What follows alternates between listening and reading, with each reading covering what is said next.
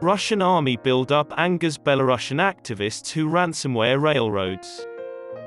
To protest Belarus President Alexander Lukashenko and Russian army moves in the nation, a Belarus activist group conducted a ransomware assault on the country's railway system.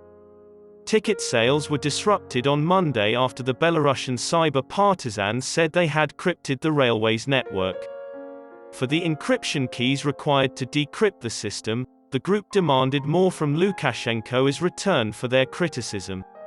Lukashenko orders Belarusian Railway to enable the invading forces into our country. To impair BR's activities, we encrypted certain of its servers, databases, and workstations.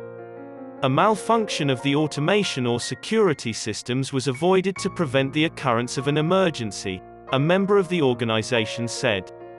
Belarusian railroad systems can be brought back online with the help of our encryption keys. Conditions of use: liberation of 50 politically incarcerated individuals who are very ill and in need of medical attention. Preventing Russian soldiers from entering Belarusian territory. Belarusian activist Yuliana Shemetovets told ZDNet that they wanted to harm the railway system, indirectly, so that Russian military might use it for possible invasion on Ukraine.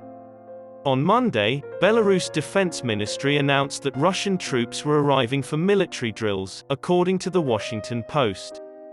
As part of the troop movement, Russia is also delivering 12 Su-35 fighter jets, 2 S-400 battalions, and a Pantsir-S air defense system to Belarus, according to U.S. officials.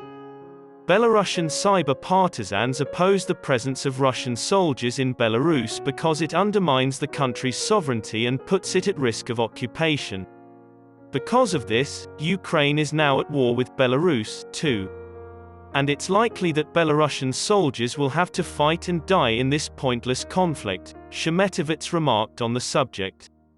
As Shemetovets explains, the group has encrypted most of the railway's servers and databases.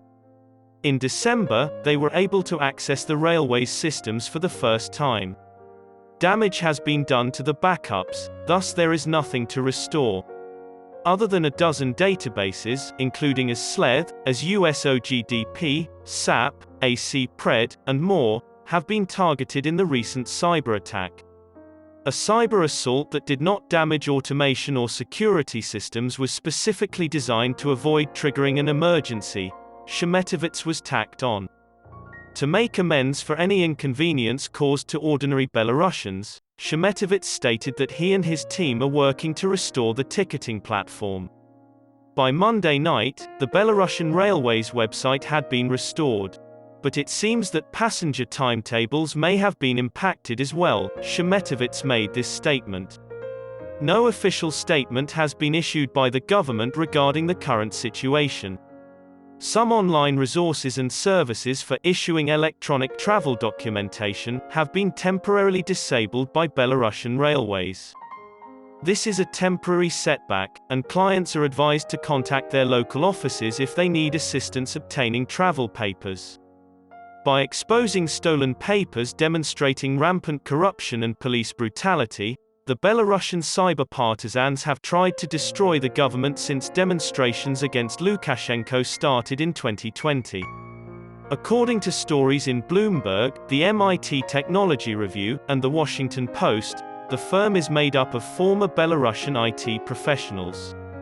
It's the first time ransomware has been employed this manner, according to experts.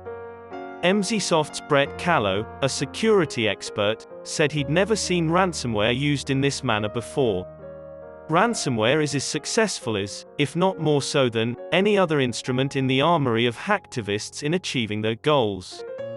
Users' passwords and ransomware from the store are now easier than ever to get into. There was a time when Callow said that. Similarly, Recorded Future's Alan Liska told ZDNet that he had never witnessed anything like this. The kidnapping escalation of the Red Brigades in the 1970s and 1980s comes to mind. At first it was only simple kidnapping, but it quickly developed into more sinister acts, including assassinations. From encrypting single devices to entire networks, ransomware has progressed. as have the methods of extortion sought. Liska acknowledged this, as well.